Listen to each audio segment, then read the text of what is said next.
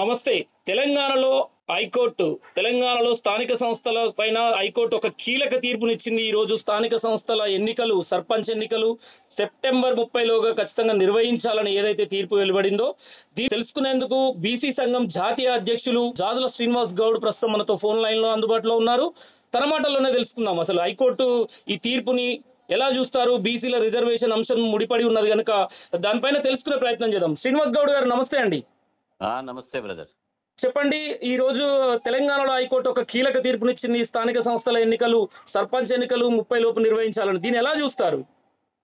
అమ్, ఇప్పుడు హైకోర్టు తీర్పు మేము ఊహించిందే. హైకోర్టు తీర్పు ఇస్తుందని. ఎందుకంటే స్థానిక సంస్థల ఎన్నికలు జరపాలని చెప్పి మేము హైకోర్టులోకి పోయాము. ఆ తర్వాత కొంతమంది సర్పంచ్లు కూడా హైకోర్టు మెట్టెక్కడం జరిగింది. ఇక అంతిమంగా ఇప్పటికి ఇంకా 3 నెలల అవకాశం ఉంది. ఇప్పటికే రాష్ట్ర ప్రభుత్వం మేము చేసినటువంటి పోరాటం మూలంగా కులగణన చేసింది. ఆ కులగణన ద్వారా అసెంబ్లీలో 42% రిజర్వేషన్ పెంచాలని చెప్పి ఆ బిల్లును గవర్నర్ ద్వారా రాష్ట్రపతికి పంపించింది. ఈ రిజర్వేషన్లు పెంచేటువంటి అధికారం కేంద్ర ప్రభుత్వంకి ఉంది. కాబట్టి ఇప్పుడు ఆ గవర్నర్ ద్వారా పోయినటువంటి బిల్లు ఇప్పటికి 2 నెలల 14 రోజులు అయింది ఈ రోజుకు. అంటే ఇటీవల తమిళనాడు ప్రభుత్వం అయినటువంటి కేసులో సుప్రీంకోర్టు ఒక జడ్జిమెంట్ ఇచ్చింది. రాష్ట్ర ప్రభుత్వాలు పంపిన ఏ బిల్లులైనా అది గవర్నర్ కానీ రాష్ట్రపతి కానీ 3 నెలల్లో తేల్చాలి అని చెప్పింది. కాబట్టి ఈ బీసీ రిజర్వేషన్ల బిల్లును ఇంకొక 16 రోజులైతే ఇలా రాష్ట్రపతి తేల్చేటువంటి అవకాశం ఉంది. ఆ తర్వాత జూలై 21 నుంచి ఢిల్లీలో పార్లమెంట్ సమావేశాలు జరగబోతున్నాయి. అదేవిధంగా రాష్ట్ర ప్రభుత్వం ఈ అవకాశాన్ని ఉపయోగించుకొని పార్లమెంట్ సమావేశాలు జరుగుతున్నాయి కాబట్టి కాంగ్రెస్ నుంచి 100 మంది పార్లమెంట్ సభ్యులు, అదేవిధంగా యూపీఏ నుంచి మొత్తం సుమారు 200 మంది పార్లమెంట్ సభ్యులు ఉన్నారు. కాబట్టి జూలై 21న జరిగేటువంటి పార్లమెంట్ సమావేశాల్లో ఇదే ఎజెండాగా చేసుకుని కేంద్ర ప్రభుత్వం మీద ఒత్తిడి తీసుకొస్తే ఖచ్చితంగా ఇవాళ బీసీలకు 42% రిజర్వేషన్లు సాధించేటువంటి అవకాశం ఉంటుంది. కాబట్టి హైకోర్టు తీర్పు రాష్ట్ర ప్రభుత్వం అడిగింది, నెల రోజులు గడువు కావాలని రాష్ట్రపతి అడిగింది, 2 నెలల సమయం కావాలని రాష్ట్ర ఎన్నికల సంఘం అడిగింది. అవును. ఈ నెల ప్లస్ 3 నెలల సమయం హైకోర్టు మంజూరు చేసింది. కాబట్టి మంచి సఫిషియెంట్ సమయం ఇచ్చింది. ఈ సమయాన్ని అయినా ఉపయోగించుకొని కాలయాపన చేయకుండా, బీసీల మీద నిర్లక్ష్యం చేయకుండా కేంద్ర రాష్ట్ర ప్రభుత్వాలు అడగాల్సింది. ఇప్పుడు రిజర్వేషన్లు కాంగ్రెస్ ప్రభుత్వం అడగాలి. చేయాల్సినటువంటి బాధ్యత బీజేపీ ప్రభుత్వం ఉంది, బీజేపీ చేయాలి. ఎందుకంటే వీళ్ళు బీసీల ఓట్లు వేయించుకుర్రు, జిందాబాద్ కొట్టించుకుర్రు, బీసీల జెండాలు మోయించుకున్నారు. ఈ దేశంలో జనాభా దామాస్ ప్రకారం ఎస్సీ ఎస్టీ అగ్రకులాలకు రిజర్వేషన్లు ఉన్నాయి. జనాభా ఉండి కూడా రిజర్వేషన్ లేని వాళ్ళు ఈ దేశంలో ఏకైక సామాజిక వర్గం బీసీలే. ఎందుకు ఉండాలి? మేము జనాభా ఉండి కూడా రిజర్వేషన్ లేకుండా, జనాభా ఉండి కూడా ఉద్యోగాలు లేకుండా, జనాభా ఉండి కూడా రాజకీయ పదవులు లేకుండా, జనాభా ఉండి కూడా బడ్జెట్ లేకుండా ఎందుకు ఉండాలి? ఎన్ని రోజులు స్వాతంత్రం వచ్చి 78 సంవత్సరాలు అయింది. బీసీలను ఇతర సామాజిక వర్గాలతో పాటు ఎదిగిన సమాజంతో పాటు ఎందుకు ఎదగాలని ప్రభుత్వాలు పార్టీలు ఎందుకు ప్రయత్నించరు? శ్రీనివాస్ గౌడ్ గారు, ఒకవేళ కాంగ్రెస్ పార్టీ, ఇప్పుడు తెలంగాణలో ప్రభుత్వంలో ఉన్న కాంగ్రెస్ పార్టీ అంటున్నది ఏంటంటే, ఒకవేళ రిజర్వేషన్ల ప్రక్రియ కేంద్ర పరిధిలో ఉంది, సుప్రీంకోర్టు పరిధిలో ఉంది, ఒకవేళ అది కాని పక్షంలో కాంగ్రెస్ పార్టీ కామారెడ్డి డిక్లరేషన్ 42%కు కట్టుబడి ఉన్నాము, పార్టీ పరంగా మాత్రం 42% రిజర్వేషన్ ఇచ్చైనా ఎన్నికలకు వెళ్తాము, నిర్వహించే అవకాశం ఉందని అంటున్నారు. దీన్ని ఎట్లా చూస్తారు? అంటే పార్టీ పరంగా ఇస్తే అది ఒక హక్కుగా ఉండదు. ఇక ఒక పార్టీ కాంగ్రెస్ పార్టీ ఇస్తే ఇతర పార్టీలు ఇవ్వాలని లేదు కదా. కాబట్టి ఈ రిజర్వేషన్లకు ఒక రాజ్యాంగబద్ధమైన హక్కు కావాలి. ఇప్పుడు ఎట్లయితే ఎస్సీ ఎస్టీలకు రాజ్యాంగబద్ధమైన హక్కు ఉన్నదో బీసీలకు కూడా రాజ్యాంగబద్ధమైనటువంటి హక్కులు కావాలి. అప్పుడే బీసీలకు న్యాయం జరుగుతుంది. ఉదాహరణకు ఇప్పుడు ఇబ్రహీంపట్నం ఉంది. ఇబ్రహీంపట్నం జెడ్పీటీసీగా కాంగ్రెస్ పార్టీ ఒక బీసీకి ఇస్తుంది. ఆ తర్వాత ఇంకొక పార్టీ బీజేపీ లేకపోతే బీఆర్ఎస్ ఒక రెడ్డికి ఇస్తుంది. పోటీ అనేది ఇద్దరు సమానుల మధ్యన జరగాలి. కానీ అప్పుడు ఏం జరుగుతుంది? కాంగ్రెస్ పార్టీ ఒక బీసీకి ఇచ్చి బీఆర్ఎస్ బీజేపీ రెడ్డికి ఇస్తే ఇలా మొత్తం మీకు తెలుసు ఈ రాష్ట్రంలో ఆధిపత్య కులాలకు సంబంధించిన వాళ్ళు పోటీ చేస్తే విపరీతమైన డబ్బులు ఖర్చు చేసి ఓట్లను కొనుగోలు చేసి గెలిచేటువంటి అవకాశం ఉంటుంది. బీసీ ఓడిపోయే ప్రమాదం ఉంటుంది, రెడ్డి గెలిచే అవకాశం ఉంటుంది. కాబట్టి అదే రిజర్వేషన్ ఉంటే ఇబ్రహీంపట్నం జెడ్పీటీసీగా ఒక కాంగ్రెస్ నుంచి బీసీనే, బీఆర్ఎస్ నుంచి బీసీనే, బీజేపీ నుంచి బీసీనే, గెలిచేది కూడా బీసీనే ఉంటాడు.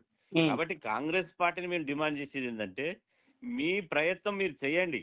మీ ప్రయత్నం మీరు చేయకుండా మీరు ఊహించుకొని ఒకవేళ ఇది కేంద్ర ప్రభుత్వం చేస్తలేదని మీరే ముందు ఎట్లా ఊహించుకుంటారు? మేము ఢిల్లీలో ధర్నా చేస్తే ముఖ్యమంత్రి గారు వచ్చి 2.5 గంటలు కూర్చున్నారు. ముఖ్యమంత్రి గారు అసెంబ్లీలో అఖిల పక్షాన్ని తీసుకుని ఢిల్లీకి పోతామని చెప్పడం జరిగింది. ఇంతవరకు పోలేదు. అఖిల పక్షాన్ని తీసుకొని ఢిల్లీ వాళ్ళు తమిళనాడులో స్వర్గీయ జయలలిత గారు ముఖ్యమంత్రి ఉన్నారు. తమిళనాడులో 69% రిజర్వేషన్లు ఎట్లా వచ్చినాయి? అసెంబ్లీలో బిల్లు చేసి, తెలంగాణలో ఎట్లయితే బిల్లు చేసిరో అసెంబ్లీలో బిల్లు చేసి ఆమె తమిళనాడులో ఫ్లైట్ ఎక్కేటప్పుడు, విమానం ఎక్కేటప్పుడు చెప్పింది, నేను ఈ రిజర్వేషన్ల బిల్లును తీసుకొని ఢిల్లీకి పోతున్నా, రిజర్వేషన్లు పెంచిన తర్వాతనే మళ్ళీ తమిళనాడులో అడుగు పెడతానని చెప్పింది. ఆమె జయలలిత గారు చిత్తశుద్ధి లేదంటారా తెలంగాణ ముఖ్యమంత్రికి? 22 రోజులు జయలలిత గారు ఆ ఢిల్లీలో కూర్చొని, అప్పుడు ఇక్కడ ఏఐడిఎంకి ఉంటే అక్కడ కాంగ్రెస్ ప్రభుత్వం ఉంది, పివి నరసింహారావు గారు ప్రభుత్వం ఉంది. పివి నరసింహారావు గారి మీద ఒత్తిడి తీసుకొచ్చి రిజర్వేషన్లను 9వ షెడ్యూల్లో పెట్టి చట్టబద్ధత తీసుకొని అప్పుడు తమిళనాడు అడుగుపెట్టింది. కాబట్టి ముఖ్యమంత్రి గారిని మేము కోరేది ఏంటంటే, ముఖ్యమంత్రి గారు అఖిల పక్షాన్ని తీసుకుని పోవాలి, కేంద్రం మీద తాడో పేడో ఫైట్ చేయాలి. రేపు జూలై 21 నుంచి పార్లమెంట్ సమావేశాలు జరుగుతున్నాయి కాబట్టి పార్లమెంట్ శ్రీనివాస్ గౌడ్ గారు బీసీ సంఘం జాతీయ అధ్యక్షులుగా ఉన్నారు. అంటే చిత్తశుద్ధితో సీఎం రేవంత్ రెడ్డి తెలంగాణ ముఖ్యమంత్రి ప్రయత్నం చేయట్లేదు అంటున్నారా? చిత్తశుద్ధి ఉంది, కానీ కార్యాచరణ కోసం అమలులో జాప్యం జరుగుతుంది. చిత్తశుద్ధి ఉంది కాబట్టి ఢిల్లీలో వచ్చి ధర్నా చేశాడు, చిత్తశుద్ధి ఉంది కాబట్టి కులగన చేశాడు, చిత్తశుద్ధి ఉంది కాబట్టి అసెంబ్లీలో బిల్లు పెట్టి ఆమోదించారు. కానీ అంతటితో సరిపోదు, అది అంతటితో సరిపోదు. దీని కార్యాచరణ అనేది కంప్లీట్ గా చేయాలి. ఇలా కొంత చేసి కొంత చేయకపోతే బీసీలకు న్యాయం జరగదు. శ్రీనివాస్ గౌడ్ గారు ఇదే అంశం మీద నిజంగానే రేపు కేంద్రం మీద బీజేపీ మీద నెట్టేసి తెలంగాణలో సెప్టెంబర్ 30 లోపు హైకోర్టు ఎన్నికలు నిర్వహించాలన్న నేపథ్యంలో కేంద్రం మీద నెట్టేసి రేపు ఎన్నికలకు వెళ్ళిందనుకో ఈ ప్రభుత్వం, దీనిపైన మీ కార్యాచరణ ఎలా ఉండబోతుందా? అంటే అలా వెళ్లకుండా మీరు అడ్డుకునే ప్రయత్నాలు ఏమైనా చేసే అవకాశం ఉందా? ఇక్కడ విషయం స్పష్టంగా ఏంటంటే, ఇప్పుడు రాష్ట్ర ప్రభుత్వం తమ ప్రాసెస్ ని ఏ విధంగా అఖిల పక్షాన్ని తీసుకొని పోయి కంప్లీట్ చేయాలి. చివరి వరకు పార్లమెంటును వేదికగా తీసుకోవాలి, అదేవిధంగా న్యాయస్థానాలను వేదికగా చూసుకోవాలి, ఆ తర్వాత రాజకీయ పోరాటం చేయాలి. అంతిమంగా అన్ని చేసినాక కూడా చేయలేదంటే అప్పుడు బీజేపీ సంగతి బీసీలు చూస్తారు. అప్పుడు బీజేపీ ఇలా కులగణన చేస్తామంటుంది, కానీ కులగణన చేసి పంపిన బిల్లుకు మాత్రం మోక్షం వస్తలేదు, దానికి ఆమోద ముద్ర వేస్తలేదు. కాబట్టి కాంగ్రెస్ చేయాల్సిన ప్రయత్నం అంతా చేయండి. చేసిన తర్వాత బీజేపీ కనుక ఇక రాకపోతే, బీజేపీకి నేను చెప్తున్నా, బీజేపీ తెలంగాణలో అధికారం రావాలంటే ఇది ఒక మంచి అవకాశం. బీజేపీకి 42% రిజర్వేషన్లు పెంచితే బీజేపీకి బీసీలంతా విశ్వసిస్తారు, అరే బీజేపీ బీసీల పక్షాన ఉందని. బీసీ ముఖ్యమంత్రి అంటారు, బీసీలను మేము ఉద్ధరిస్తామంటారు. బీజేపీ పార్టీ బీసీల ఓట్లు వేయించుకోదా, జెండాలు మోయించుకోదా, లేదా సభ్యత్వం తీసుకోదా? ఎందుకు 42% రిజర్వేషన్లకు కేంద్ర ప్రభుత్వం ఆమోదం తెలుపదు? కాబట్టి బీజేపీకి ఇది ఒక మంచి అవకాశం. దీన్ని ఉపయోగించుకొని 42% ఇస్తే సరే, లేకపోతే బీసీల ద్రోహిగా ప్రకటిస్తారు. మీ కార్యాచరణ ఒకవేళ ఎలా ఉండబోతుంది? వీళ్ళు కనుక దాటవేసే ధోరణి ఇదే ప్రవర్తిస్తే ఒకవేళ రేపు ఎన్నికల్లో? ఖచ్చితంగా మేము ఉద్యమం ఉధృతం చేస్తాం, రహదారులను దిగ్బంధం చేస్తాం, ఎక్కడికక్కడ బీజేపీ కాంగ్రెస్ నాయకులను ఎక్కడికక్కడ అడ్డుకుంటాం, మండల జిల్లా కేంద్రాల్లో ప్రభుత్వ కార్యాలయాలను కలెక్టరేట్లను ముట్టడిస్తాం, గవర్నర్ బంగ్లారం ముందు దీక్ష చేస్తాం.